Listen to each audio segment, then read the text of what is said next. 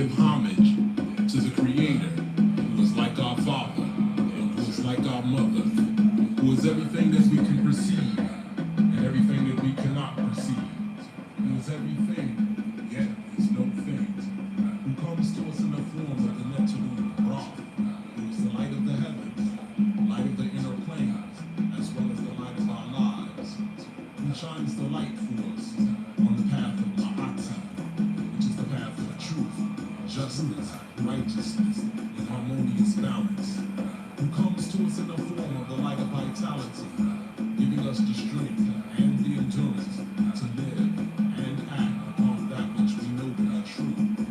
Homage to you, the one who shines in and through us as a beacon of light for those who are blind to the facts of their place, their position, their responsibilities in the divine scheme of things. May we be Akiru, true of thought, word, and deed, to our highest realities. In our moments of crisis, in the dark nights of the soul, when it appears that everyone and everything else has let us down. It is, and so shall it be.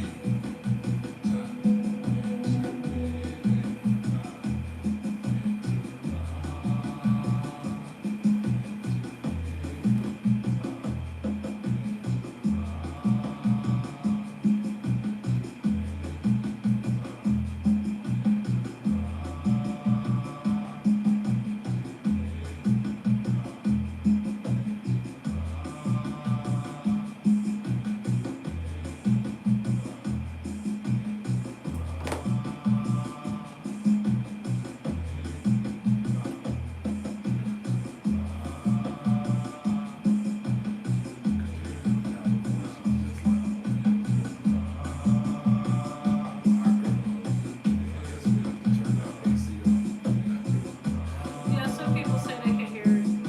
Want me to turn it off now? At least it's not hot, hot.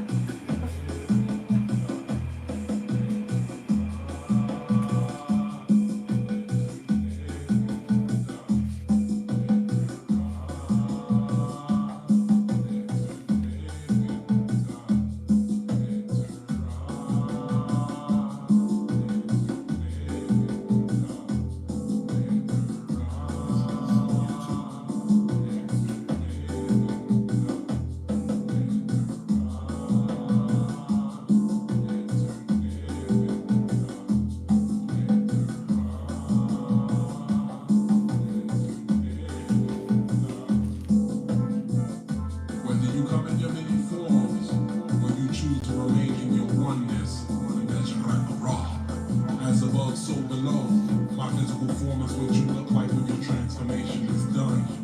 The monotony of this life makes me numb and I succumb to complacency like anesthesia. We live only to die, and then be awakened again from our amnesia.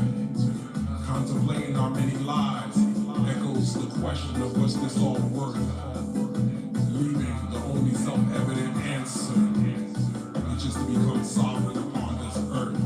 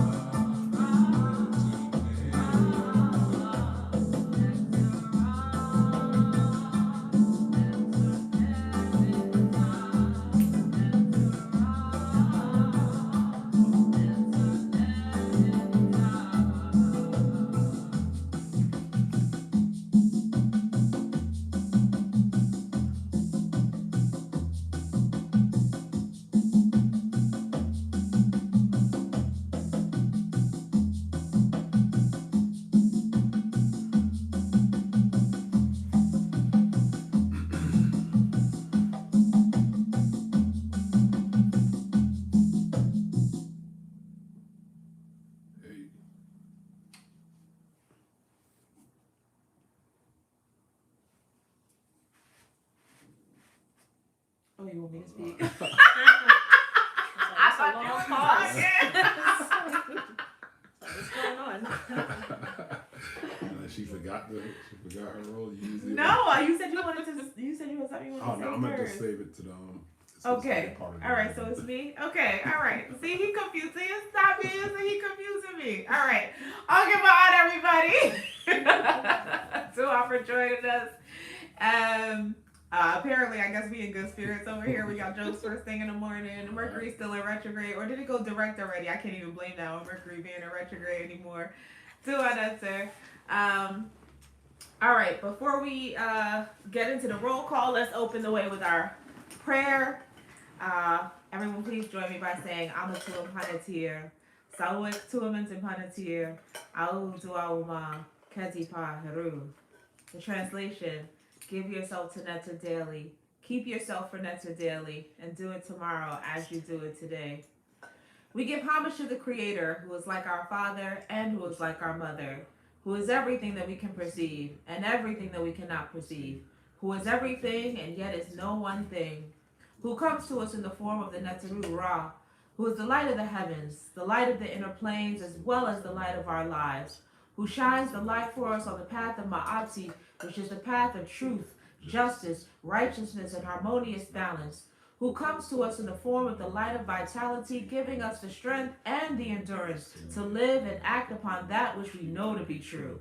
Homage to you, the one who shines in and through us as a beacon of light for those who are blind to the facts of their place, their position, and their responsibility in the divine scheme of things.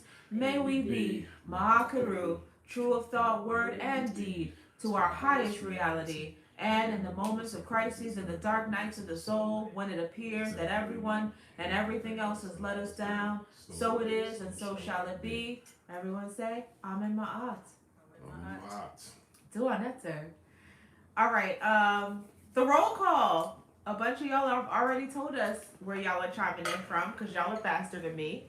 So let me go into this chat and see who we got on the line and where y'all are joining from. And if you haven't already told us where you're joining us from, please do so at this time. So we've got Marit in New Haven, Connecticut, Mary's in Long Island, Juarez in Edmond, Long Island is in the building, Reading, Pennsylvania is in the building, Uncle my aunt Tara, Wepet Magra is joining us in Union County. East Orange is in the building. Lincoln, Nebraska is in the building. Shout out to Jason. Dallas, Texas is in the building. Good to see you, Haruasar. Let's see, where else?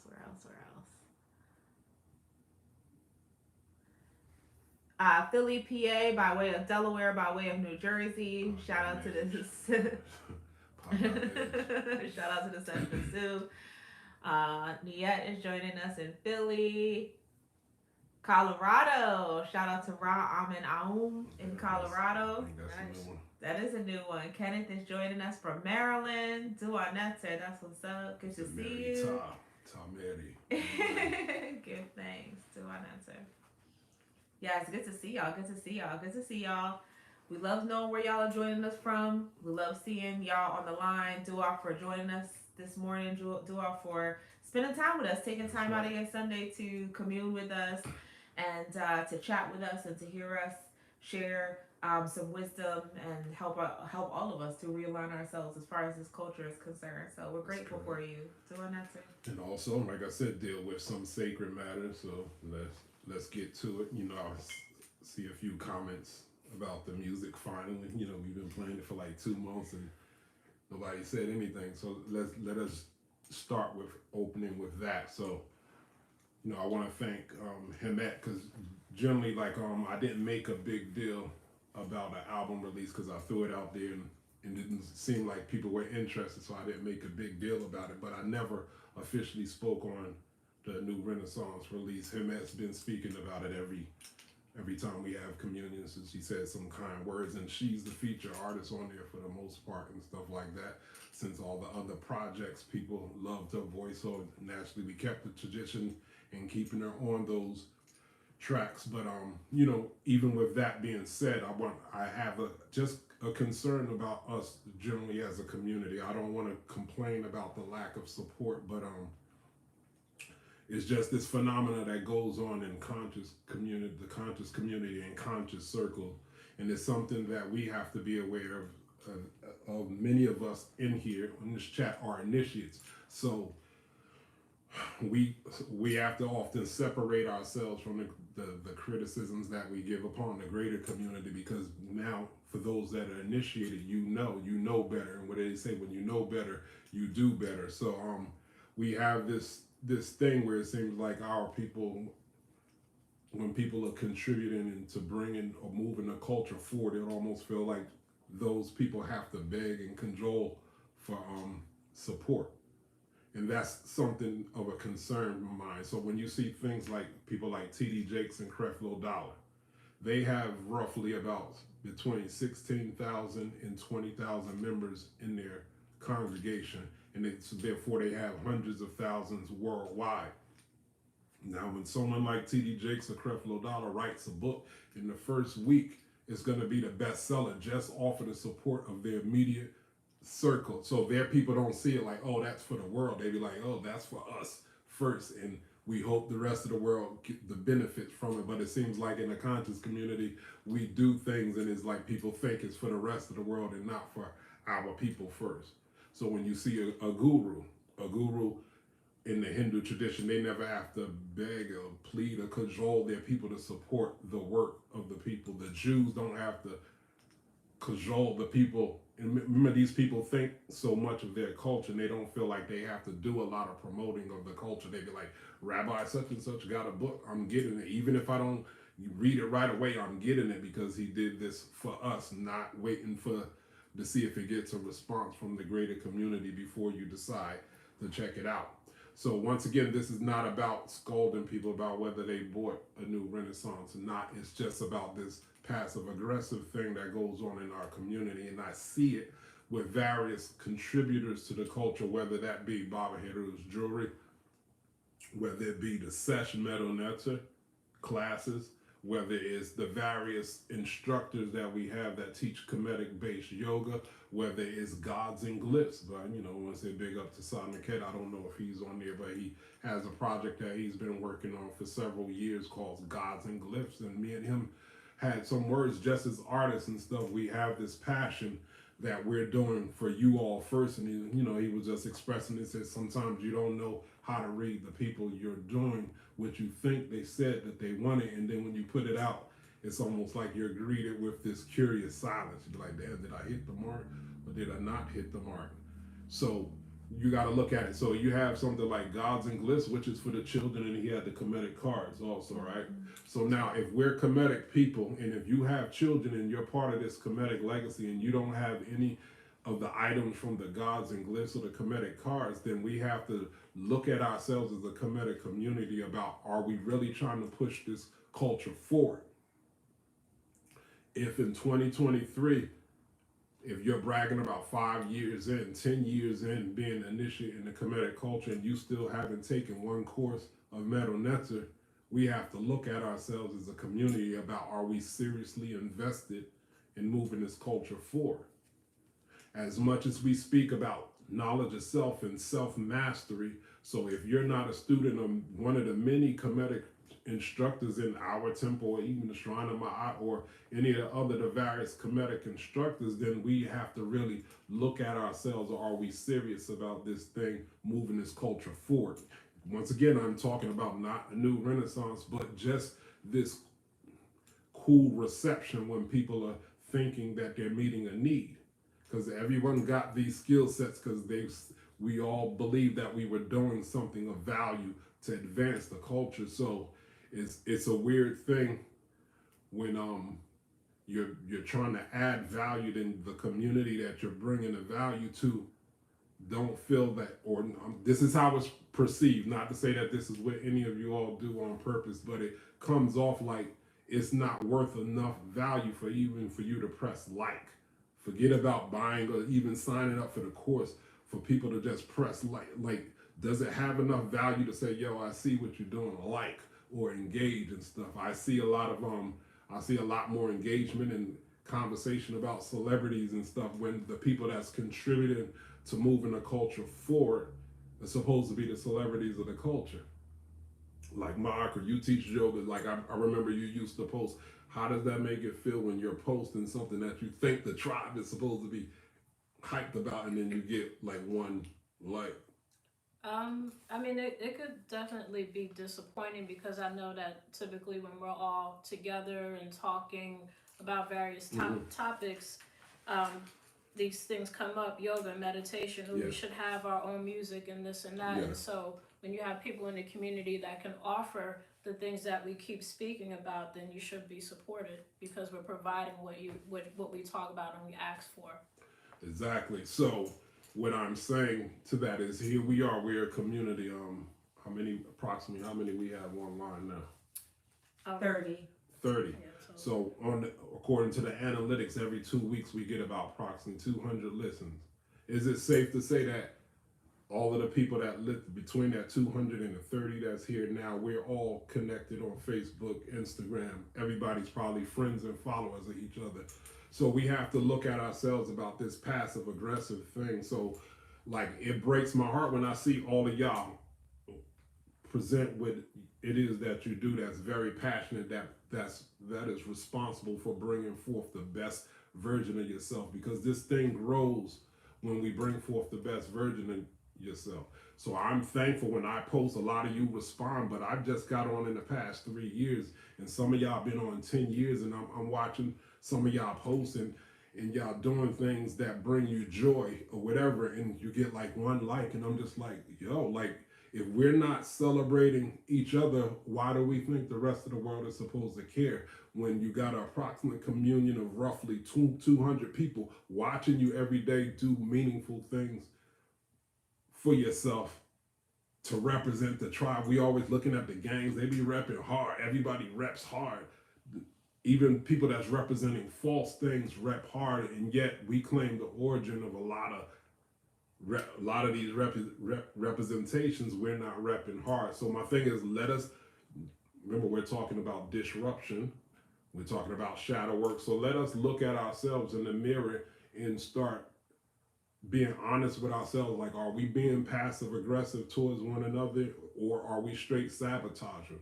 So from this day forward, when we're seeing each other do what it is that we do for the love of the culture, and people have been doing it for years, like, yo, just hit a like, like, even if you can't afford the class, you hit a like, give a comment. And if you did purchase the class or the item or whatever, give some engagement and be like, yo, I love it, my kids love it, da da da da da, like, because that's the thing that pushes it forward. In ancient times, the masters of the different crafts were always celebrated. And this day and time is like all the masters of the crafts are being ignored, and like, that's just something, for whatever reason, you have to endure the curious silence of your own tribe. We're putting on for the tribe. So in the spirit of ma'at, in the spirit of reciprocation, it's your charge to give energy back. So once again, I don't want to seem like I'm condemning, but this is Nasid and his father vibe. We got to set order, and in order, you have to be clear on the principles and what's expected of you as a participant of this culture. Because it bothers me that a lot of compared to many of the other cultures, the Kemetic culture is the weakest one. We talk a big talk and we look good, but when it comes to participation, we often come up lacking and leave something to be desired. So as we move forward, let us be mindful to mindfully and consciously support the people that are trying to move forward the culture. So with that being said, can we now talk about music? So we'll take it from the top. We'll take it to, we're going to get through several topics today. So we're going to talk about music first. We're going to talk about music, its purpose, its importance, and its relevance in spirituality and culture. So off the bat, music is trance. I repeat, off the bat, music is trance. Or we could say music is trance inducing. And when you have that word trance and inducing, you have the word transduce. We have the metaphysical background. We talk about melanin. One of the qualities of why Black people have this incredible rhythm is They say it's because of our melanin. Mm-hmm. And we say melanin is a transducer of light, cosmic light, or literal light. To transduce means to transform light into a usable form of energy. So the type of melanin we have is different than the type of melanin white folks have. They have melanin too, they just have a different melanin. There's neuromelanin, pheomelanin, and eumelanin. They have pheomelanin. Mm-hmm. So their pheomelanin doesn't process and transmute and convert energy at the rate that ours does. Mm-hmm. So it gives us this indelible rhythm. So we'll put that to the side. So music is trance inducing. So the root to the word transducing or trance inducing is trance. Trance is transition, to move from one state to the next. We know this. So to move from one state to the next, now we have to ask, from this state to this state, is this other state that it moved from, is it different or is it better?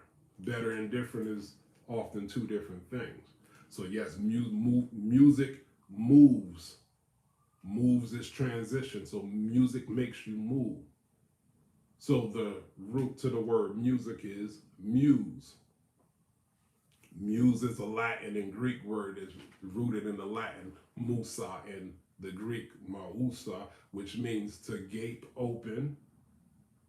Gape means to open, and to idle. So music opens you up, and idle is when you, like, kind of like when you turn on your car and let it run. So it's almost implying like opening up for a program to be inserted.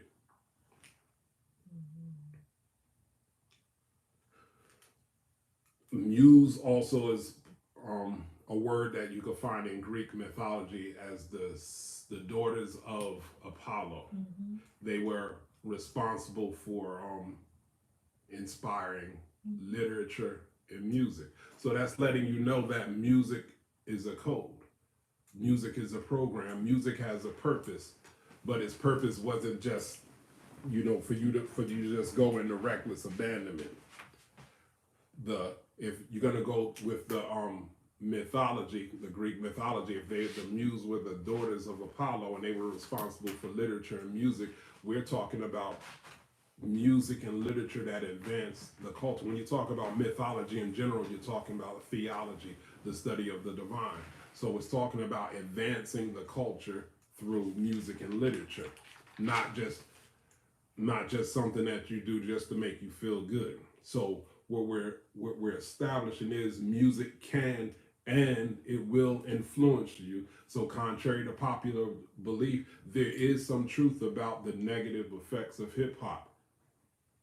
Hip hop is inspiring certain people to get into this ratchet behavior. Hip hop is inspiring murder. I remember back in the day when I was in music, it was a big deal that KRS-One's DJ Scott LaRock died, and that's all it was for then 10, 15 years. He was the only one that died in hip hop. In the last 5 years, over 300 rappers have died because of the music, and I still hear people, oh, you can't blame it on the music, such and such. Once again, I'm not saying all hip hop is responsible. There's certain genres of hip hop are responsible for influencing certain behavior. So go back to muse. So if muse is dealing with spirits that are inspiring people to move and do things, so what is the spirit and muse behind stuff like trap music? What is the spirit and muse behind drill music? Is that Heru? Are those the daughters of Apollo? I doubt it. Remember, we talk about mythology and theology and stuff like that. There's some spirit, so that music is encoded with something. So why does it make certain people do things and it doesn't make certain people do it? People are like, oh, it doesn't make me do things like that, so it can't be true. Remember, music, muse, the daughters of Apollo. So it's letting you know that music is something that pretty much is the field or the realm of the feminine, the divine feminine. And feminine is dealing with receptivity. In the state of receptivity, that's where the program is placed. Remember, muse means to gape open and idle. So open up something and turn something on. So what stops or what prevents the negative impact of music is one strong sense of identity and truth, a strong sense of identity that's anchored in truth and purpose. Once again, that's how you stop the negative impact of the music, when you have a strong sense of identity anchored in truth and a sense of purpose.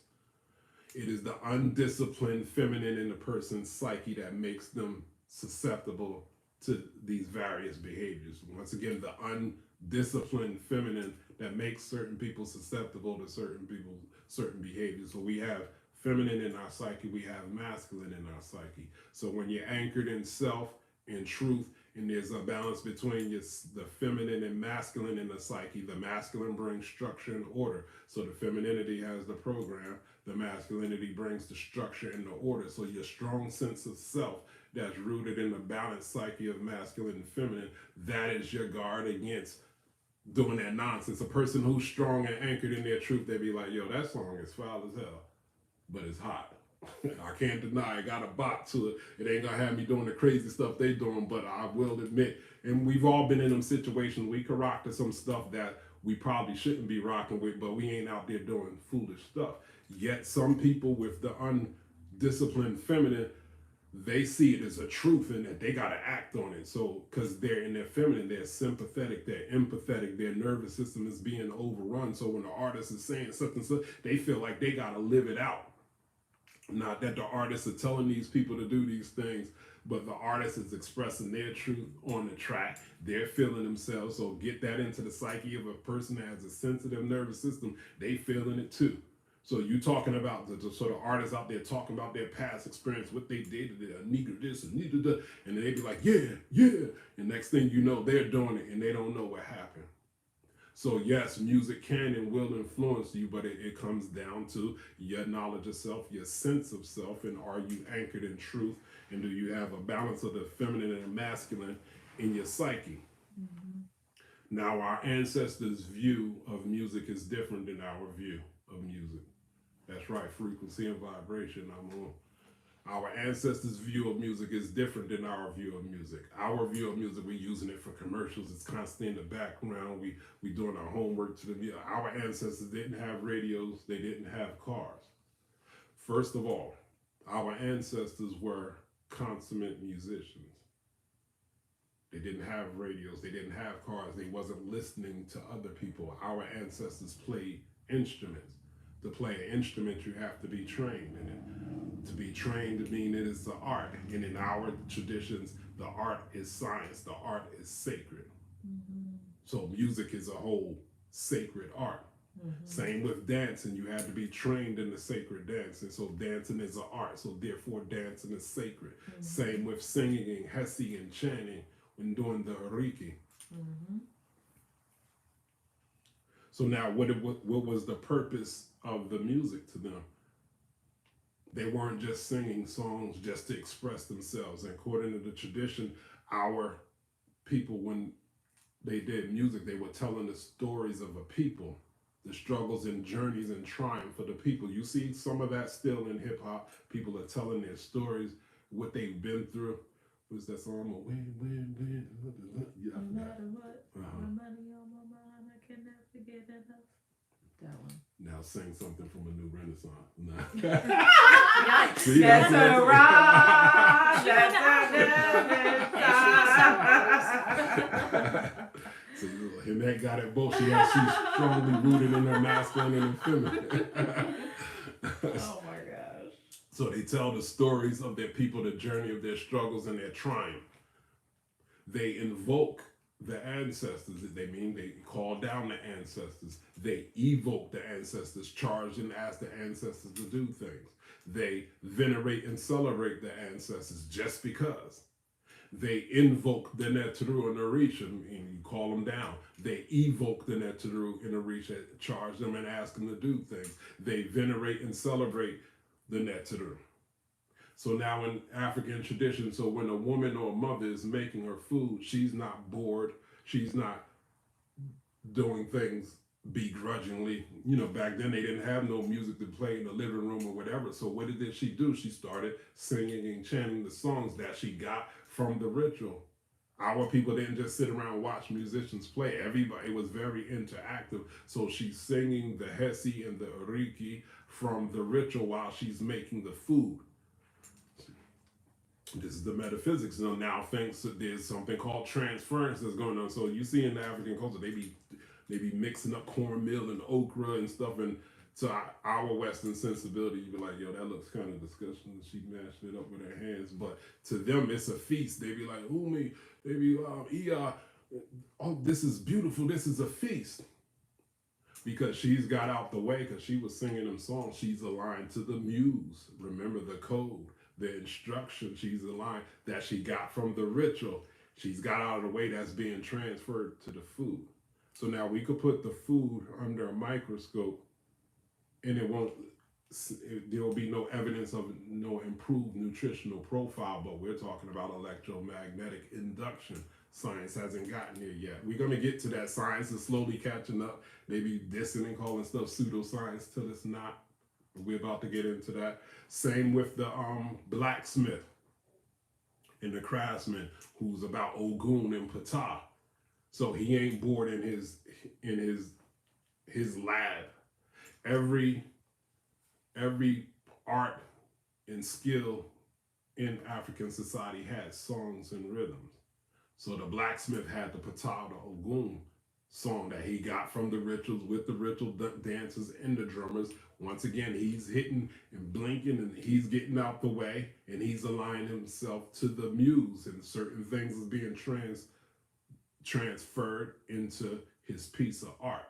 So here he comes up with this sword that he's supposed to give to a warrior, and he give it to the warrior, and the warrior's like, whoa, this is powerful. I could feel the ashe or the sekum in this sword. Once again, the Western mind be like, oh, it's an imperfection here, and it's an imperfection here. It may be imperfect physically, but it's perfectly infused. So we don't get into comparing it to the Asians and all of this stuff, like it's perfectly infused with energy.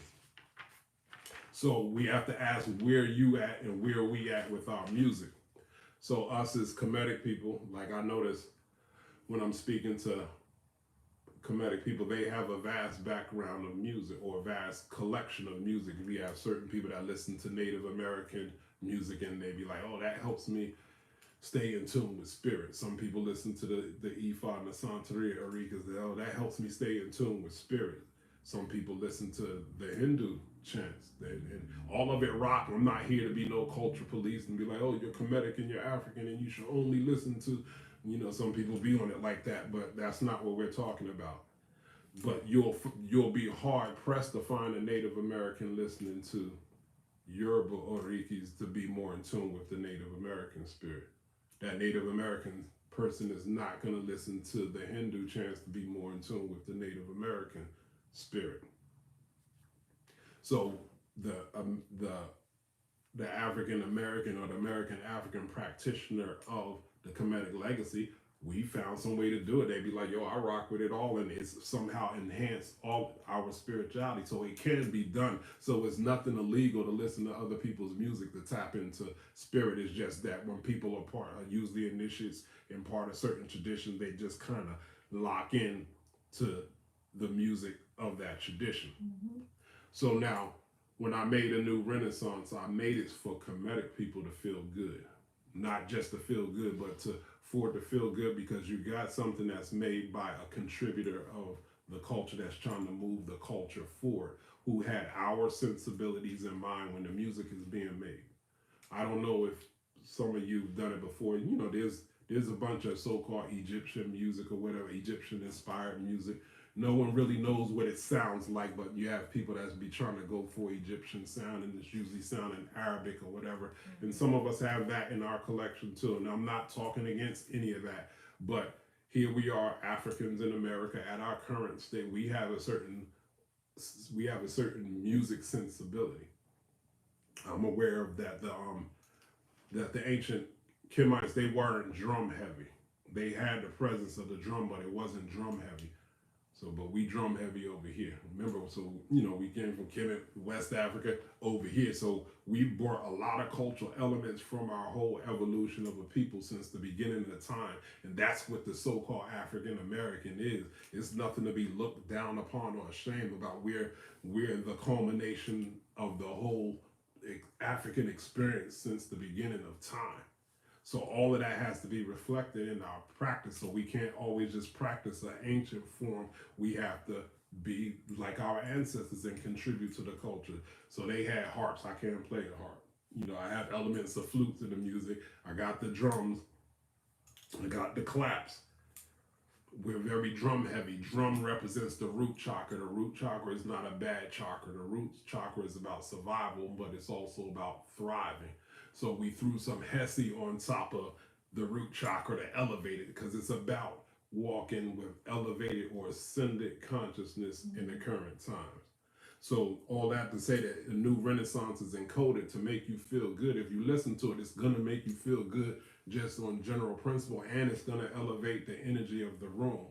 And if you're honest with yourself, if you got other people that's around you and they hear it, they'll be rocking with it too, because it's something that's unique and it hasn't been heard before. So if that's not a shameless plug for a new renaissance, I don't know what to tell you. But I just wanted to kind of, because I never spoke about it. I never did an official release of any of, I think that's the 4th CD, right? So y'all need to just know my approach to music and my understanding or why I'm doing this. Music is for us, it's for the tribe. So the Kemetic tribes stand up.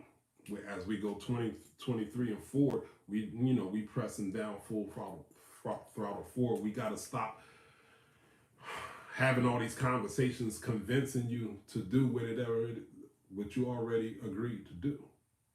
We shouldn't be struggling with our culture. We shouldn't be struggling to integrate the culture in our lives. We got to get like, are you doing it or what at this point? So let us get into today's discussion, which is disruption. Do I need to let that breach, or we wait till next week? Y'all want to do the communion? That was just an opener topic, or I'll give them a minute. Yeah. Let us know in the comments if y'all want more, or if that was enough for today. Bakari said, gotta check the album out. I love Neo Soul. A New Renaissance is available on our website, templeofanew.org, as a digital download. So please go ahead and download it if you don't have it. And if you do have it and you feel inclined to share it on your social platforms, would greatly appreciate that. Since we at it, go to Bandcamp and check out the hip hop. Yeah. The masses. So I tap hip hop is my core. Conscious hip hop is my core. So go to Big Chief Solo Ride Bandcamp. We got 3 singles. Next week we're bringing out a full EP of 7 songs. So once again, I'm making it for y'all. Y'all supposed to be the tribe. We talk about how bad the music is, but y'all keep indulging in the bad music. So if I'm putting on a tribe, you need to support that. And we need to elevate our stuff going forward. I like to believe I'm good at it. I like to believe I'm talented. And fair enough, you can like it or you can not like it. I could deal with that. I like to believe I'm good at both the spiritual music and the hip hop music. I've been with hip hop since it began back in '78. Not to say I was in the park in the Bronx. I'm talking about when it was made publicly. No, when it was made public in '78. I've been with hip hop. I've seen the good, the bad, the ugly, and I try to bring the best of every genre since the beginning to now. So anyway, that's enough with the shameless plug. We had a couple people who said more, please. Okay. One person said that they found a new Ambiance CD recently. So shout out to Katie for that. A New Ambiance is the first album in the series. A New Radiance was second, and A New Renaissance is well in the series. Yeah, a new series. So it's A New Ambiance, A New Radiance, and A New Renaissance in a new series. There's also the Weapon Pet album that's available as well. Cheryl said A Little Bit of Light is her jam, and Haru Asar is our third vote for continuing forward. So you gonna keep going? So I can't quit, yo. No. All right. The people said no. All right. You asked them, they said no. So Can you give a summary of what you spoke about last week about disruption? Too. So last communion we talked about disruption. We talked about the importance of preparing mentally for the change that you're asking for. And with the understanding that when you invoke change in your life, you have to be prepared for things to be moved. You have to be prepared for yourself to be moved. If you want things in your life to change, you cannot remain where you are. So you have to be prepared to be disrupted. You have to be prepared for your current circumstances to change, for your current way of living to change, for the current environment, self that you are. Like everything could change from the core all the way out. Like change could be minimal. It could be, but honestly, like you have to be prepared for the possibility that it could be like a straight a complete and utter overhaul of your entire existence, if that's what you're asking. If you're asking for the Netaru to intervene on your affairs to help you to live in greater peace and prosperity. So fair enough. So we'll pick up on that note and take it through several levels and bring it all home. So let's go back to the actual word disruption and what it implies. Disruption implies a flow or a direction, and then some external force may have disturbed it. So therefore, a disruption of a normal path or flow, kind of like you have the word dis-ease. It implies that something was operating with ease, then something happened to divert the ease and it became dis-ease. So you have that correlation between disease and disruption. I would even say that human culture, human culture at this present state is in a state of disruption. We, even what we factored in the human culture that we thought was disruptors, all those disruptors are now being disrupted. For instance, we have inflation and we have hyperinflation. We now have hyperinflation and it makes no sense. For instance, we all grew up on eating some junk food. For instance, we had the chips. Remember the chips used to cost 25 cents back in the day. Then it went to 50 cents. Yeah. We were side-eyeing and when it went to 75, you're like, yo, they bugging. Now you go to the supermarket, a bag of chips, like a big bag, is $10. And I'm just like, what? $10. So you have this inflation, but there's hyperinflation. And why doesn't it make sense? We all know even junk food ain't the same. And junk food is a disruptor for us. Junk food ain't the same. In the past 20-something years, they've changed the ingredients to a lot of the junk food, and you be eating it. If or when you eat it, you be like, this is nasty. I don't remember it tasting this way. So now, if it's gotten to a point where junk food was supposed to be cheap, and it's supposed to taste good. So now it don't taste good, and it's no longer cheap. Now junk food costs just as much as regular food. So now we at a position we have to make some decisions. People thought they was getting over with the junk food. Now junk food is nasty and it's expensive.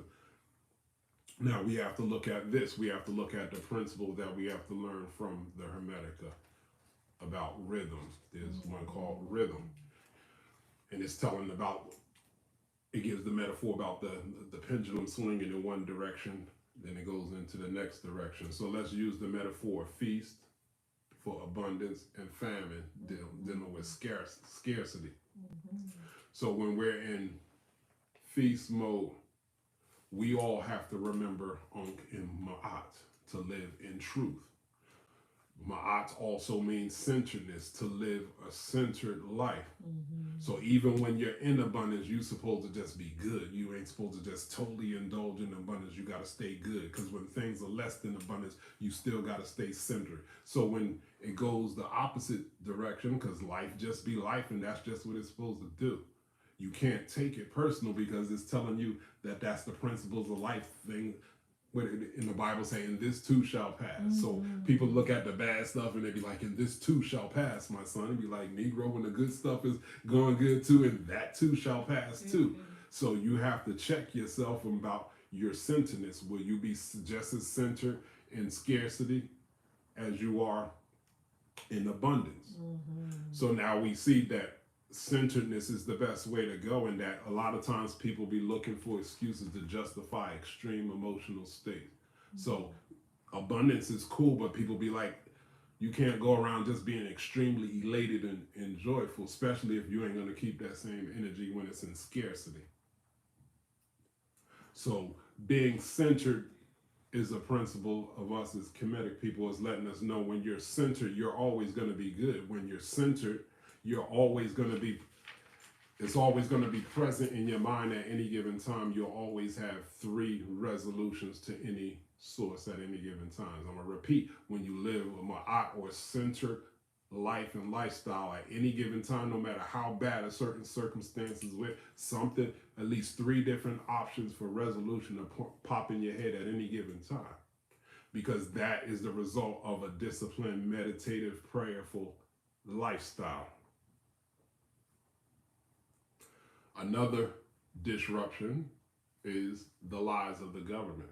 We already had factored in a certain level of their disruption, and they've gone to a new level of disruption. Now they're being honest about the UFOs. Mm-hmm. They're being honest about the aliens. Now they're showing the aliens' bodies. And I find this interesting because a lot of people already didn't trust the government, but a lot of families and individuals were ostracized by their experiences, about their experiences with UFOs and alien encounters. For 50 years, you've been called pseudo, trust the government. The government leads with science, all for them to say, you know what, y'all was right. And all that stuff y'all was saying, yeah, it was Roswell, all of that, yeah, it was true. Isn't that messed up? That's a messed up thing after 50 years to do that to certain people. I saw online, there's a meme that said everybody owes their conspiracy theory friend an apology.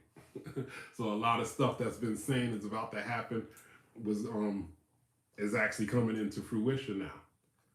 Remember 30 years ago, you had the Terminator. They was talking about the humans versus the machine. Back before that, there was a book called 1984 by George Orwell, and it's almost like laying out everything that we're going through right now. So if what was that? If Terminator was 30 years ago, how long ago was Matrix then? Oof, close to 30, 25 years ago. So it was like it 5 was like years 99 after. or So it was like 98. 5 years after Terminator. Yeah. Roughly. And interesting enough, who was that? Sophia Stewart. Like, she was the author of both. So that's why I guess it kind of makes sense. Remember, she won a lawsuit for them stealing the story. Those are actually continuations of the actual same story. Mm-hmm. Computers versus the machine. I saw a RoboCop dog online. I don't know if y'all saw it.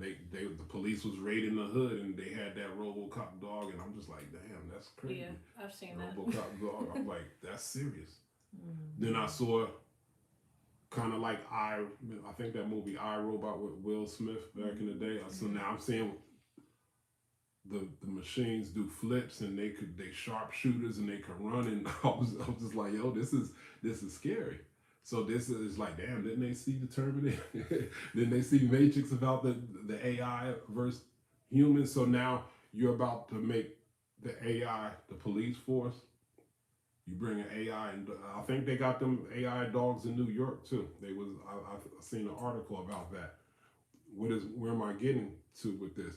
So people will fight for the human element, and they be like, well, we still need human police for sympathy and empathy on how to gauge about what type of pressure should be applied to a certain situation. And I would say, unfortunately, we failed miserably with the George Floyd situation, which was a human cop who had his foot on the neck of another human being.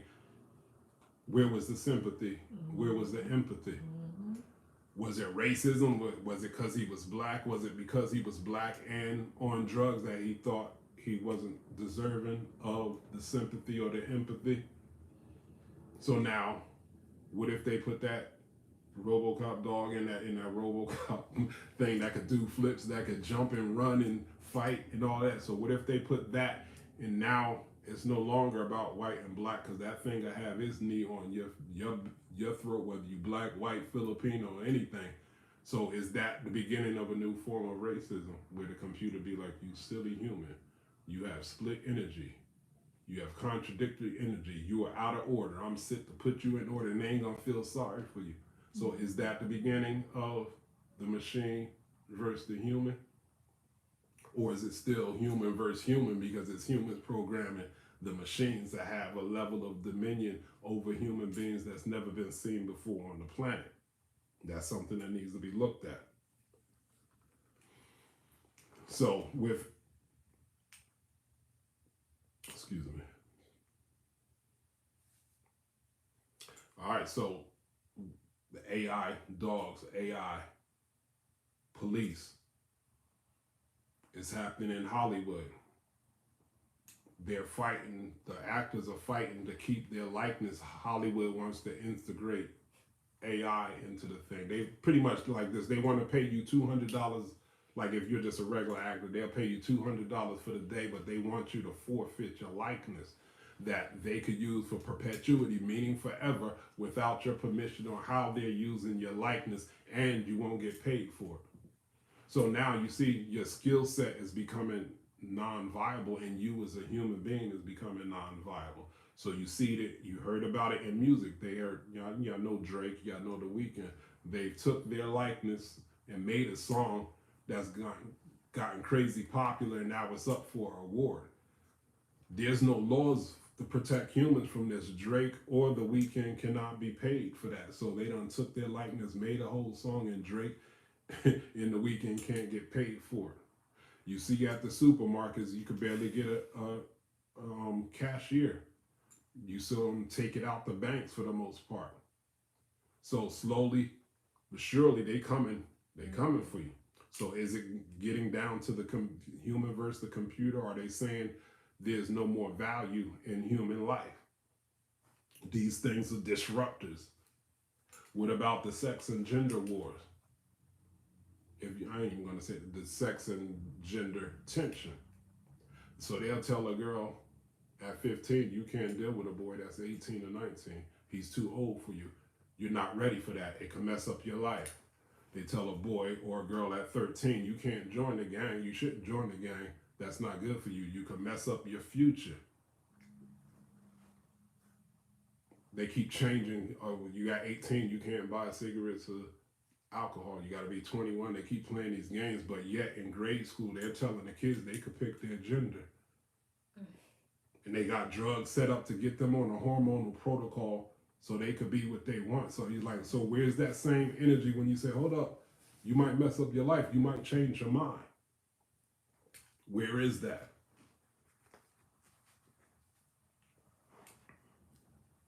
So what's interesting about all of that is all of these things that I just said, those are all representations of our own internal struggles. They're externalizations of our internal struggles. For instance, this whole thing with the aliens, now they're admitting the aliens exist. That's all represents our internal struggle with theology, God, mythology. A lot of y'all been through that. They used to be hardcore Christians and Bible thumpers. You got some research and you're like, oh, now I found out it's nonsense. I don't believe in God. I'm God and such and such. And then something happened. You see certain patterns happen in your life that you see is beyond you. And you're like, damn, I don't know if I can explain that. That almost sounds like that force that they was calling God. But I'm not going to call it God, though. I'm going to call it Nether. I'm going to call it Olodumare. I'm going to call it the force. Just like the government is saying, oh, we're not calling it UFOs. We call them IFOs. We're not calling them aliens. We're going to call them intelligent life forms. You see, you start adjusting your definitions, but that's an external expression of an internal battle that we've been having. So now when you look at that, so they said they ridiculed people for the aliens back then. Now you're saying it do exist. So now do we have to revisit all the mythologies of the people that everybody said was just a metaphor and that these were internal principles? Now that aliens is proven to be true, that people said it was a figment of people's imagination. Y'all know what happened is because the world is connected with the internet. I don't know, Margaret, did Kurt Hebb show you his picture of the UFO? Yes. Yes, that's it. Kurt Hebb. I was actually impressed. I was like, yeah, wait. I know. I saw it. I was like, oh, okay, damn. I'm looking like other people. Now the world's connected. People could share their experience. Before they couldn't do that with people. You would hear stories and it would happen, and there was no phones, no camera phones. All you had was your experience. You told it. The government was trying to control y'all people. The people's perception. Oh, it's lies. It's folklore. It didn't happen. Now everybody's sharing the stuff. A lot of it is fake, but a lot of it is real, and a lot of it you don't know what to do with it. Be like, I don't know what that is. What is that? So the government, they can't deny it no more. So they gotta kind of flow with it. But that's a form of a physical manifestation of an internal issue. What else? We talk about chakras, right? We talk about the pineal gland. The pineal gland keeps me in tune with the universe and the intelligence of the universe. Now we have, what's his name? Elon Musk talking about a neural link. Y'all heard about the neural link? Now he's trying to now find a way to link the human brain into the computer. Never heard of that, but not surprised. That's a mirroring of our philosophy of the pineal gland into the system of the universe, the intelligence of the universe. This cat is trying to hook us up. Y'all know they got that chip that everybody was scared of now to put in your arm or whatever. And I think Whole Foods has it. So people are getting this chip in their wrist now, and you could just wave that over the thing. And I'm just like, damn, like I don't even believe in the Bible. We all used to believe in the Bible, and that's supposed to be a hell no. That was supposed to be the market of you. Like he talking about the neural link, and now y'all talking about this thing. Remember they said in the Bible it's going to be in your head or your forehead or your wrist, and now so whether you still believe in that or not, that was something forewarning. So it's like, yo, that's not cool. That's invasive surgery. You putting stuff in people's bodies. Did y'all know people's home system? I forgot the home security alarm system. I forgot the name of the company. This security alarm system radiates electromagnetic field. So if you have that system in your house, and maybe the person next to you don't have it, and the person several houses down, they have that same thing. These things feed off of each other's electromagnetic field. So pretty much it's saying now there's no such thing as off the grid. So this thing is now nationwide. So these home security systems now are feeding off of each other. Now that they've engulfed the planet in an electromagnetic field. So even when we're off at the retreat in the woods and whatever, we're on the grid somewhere that they be like, oh, there's 18 of them over here because of these security systems and stuff like that. And that's synonymous of our chakras and being in tune at one with nature and stuff. So now AI in the computer and the so-called internet is a physical manifestation of that as above, so below, so within, as without thing. What about polarity, masculine and feminine? So we say I'm a man and I'm 80% masculine energy, 20% feminine energy. Masculine qualities are supposed to be this, feminine qualities are supposed to be this, and then people get confused, be like, well, I resonate more with the feminine qualities than the masculine qualities. Maybe I'm not a man, maybe I'm supposed to be this woman thing, and I don't know. Then we talk about as above, so below. If the physical is a representation of what's going on the subtle planes, when that crystallized, you'd be like, hey, call me he, she, them. We. So there is a measure of truth to it. Going back to the thing with the children and them saying that they're a girl, or boy saying they're a girl and a girl saying they're a boy. And it goes even further than that. Now they're talking about, well, I'm a goat.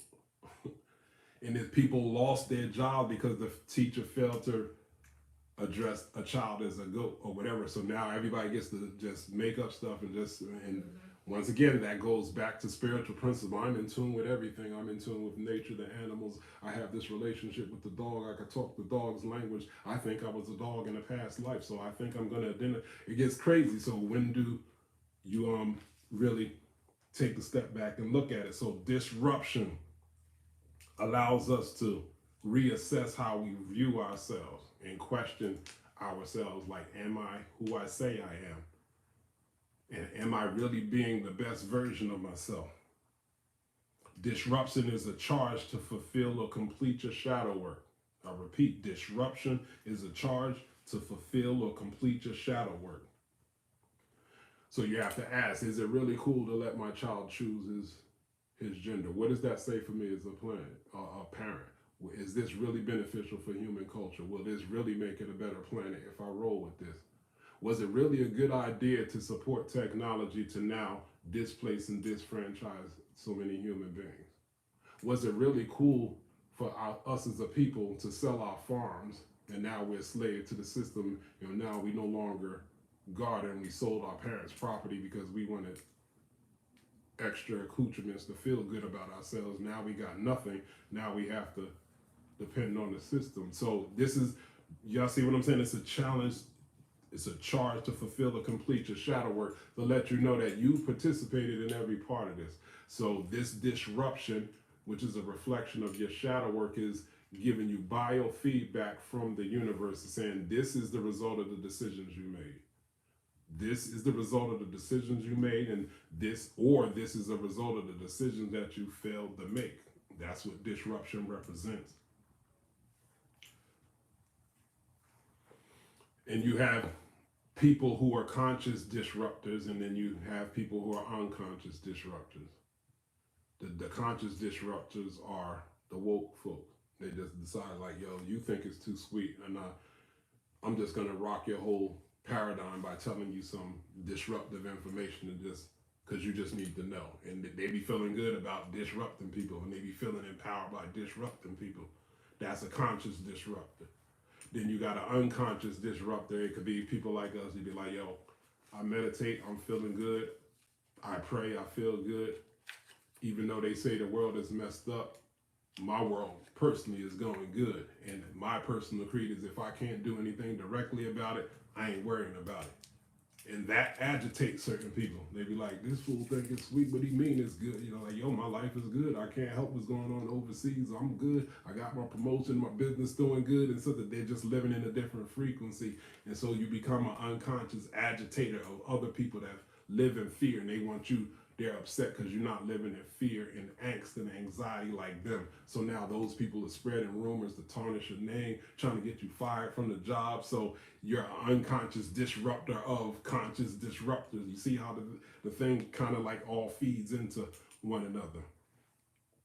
Disruption and shadow work can sometimes mimic mental illness.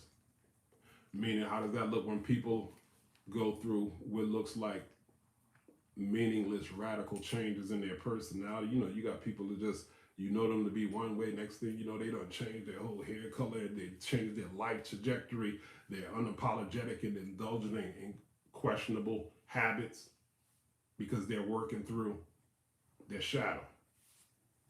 All of us go through it, but it doesn't and it shouldn't have to be extreme if we understand Ankh and Ma'at, living in centeredness, living in truth. For example, we got the culture of an example.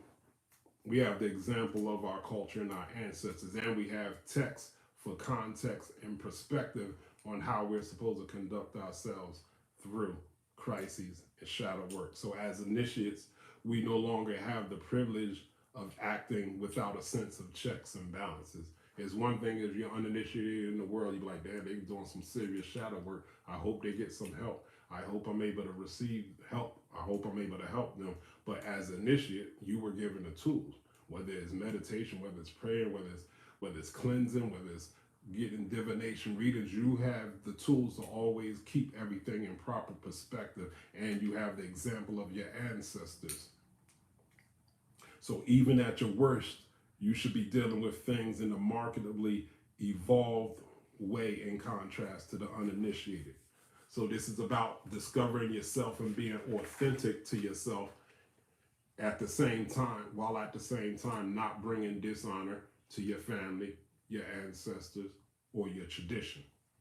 So to close it in the words of the Prime Minister Horde from the late period in Kemet, he says, I have erected a monument of good character, for I knew it would be of value for eternity. And that's powerful. I've erected a monument of good character, for I knew it would be of value for eternity. So now, before it's all said and done, when somebody read over what it is that we've done in life, will your life and the actions of your life say that same thing, that your life was an example to be of value for eternity? So I'm going to close it with part of the reading from the Satesh Teperet from Wet Rimpek. Teperet, Satesh, the Netter Satesh is the personification of disruption. So part of the message is this, and it encapsulates everything that I was saying. Criticizing, condemning, and complaining of self and others will only drain your life force this year and greatly hinder the accomplishment of much. This year, you must integrate your spiritual hygiene and reestablish rituals and routines.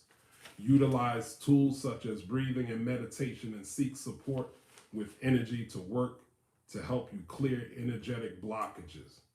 Mind your mind and be more attuned when negative self-talk or experiences with past grief or trauma or coloring your view of current situations.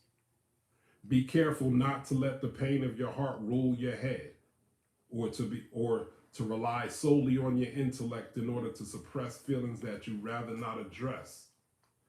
Do not let a clouded mind take you off your path. Victory can be yours, but the only way is through pain. But the only way through is pain. But the only way through is through. Painful situations will challenge you, but you must feel your feelings all the way through and utilize your tools to fortify your life force. You can transform grief into wisdom without allowing your intellect to override your emotions. So I'll use that to close off to talk about the connection between disruption and shadow work and how it all could be a blessing in disguise. Because like I said, shadow work as well as disruption is biofeedback from the universe about the result of the decisions that you made, and that the show is not over. If you don't like it, you can change it. So reassess yourself, like the reading said, and this is just one of the readings of one level of the reading. Reassess yourself and commit yourself to be better and stop being so hard on yourself. It's just part of the feast and famine thing. Remember, keep centered in all of it. And if you stay centered in all of it, you'll always have several courses of resolution at any given time. You need to take solace in that. And I'll end on that. Do I not sit for those words? And do I all of you for being patient and listening and being attentive and sharing your comments and your thoughts in the chat. For those of you who benefited from this message and this conversation, we appreciate the reciprocity that you sent to us in the form of your donations. Donations can be sent by Cash App to $Temple Avenue or by PayPal to templeavenue@gmail.com. Again, we also appreciate your support of Nasis Music, and let us know which tracks you enjoy, and let us know if the music benefits you. And make sure to inspire them. Be the muse back so that music can continue. That the creativity and the generation of new sounds and vibrations for our collective empowerment can continue to be generated and birthed through Nasis. Lastly, next communion is Hanek Ma'at. It is our ritual to recommit ourselves to the principles and the virtues of Ma'at. Because we will be in ceremonial ritual space, we will not be on Facebook and YouTube Live next week. Those of you who are local are, however, welcome to join us in person for the Hanek Ma'at ceremony. And if you have questions or would like information about where we will be for Hanek Ma'at, please reach out to us by email, or you can DM us on Facebook or Instagram. Let me just say once again to the tribe, word to the tribe, support the Sesh Metal Nectar class with our Sesh Nasu. I don't know, does he have a class currently coming up? I don't know. Sesh, you're in the chat, so let them know if you got a class coming up currently. All the Kemetic practitioners, the Kemetic yoga practitioners, make it known what's going on with your information, your dates, your locations, and all that. Support gods and glyphs and the Kemetic cards. Remember, we trying to raise the whole tribe. This wasn't about a new renaissance. It's about whatever all of us got that's making our collective situation better. Mm-hmm. And let's celebrate each other. Like I'm talking about, like directly. Like if y'all keeping up with each other, like yo, hit them likes, hit the comments. Let us be more interactive with each other. Let us acknowledge each other's value. Let us not become those dead drones that this society has influenced us to be. This is energy. Like we only gonna grow with the exchange of energy, but we have to be conscious of this disconnect that we've embraced. We have to be honest and transparent with ourselves on that. So what's that? Okay. Dua, that's Dua, it. Olivia. All right. I think that's everything then. Yeah. All right, Dua, that's everyone. Show me a tab. Should be my tech.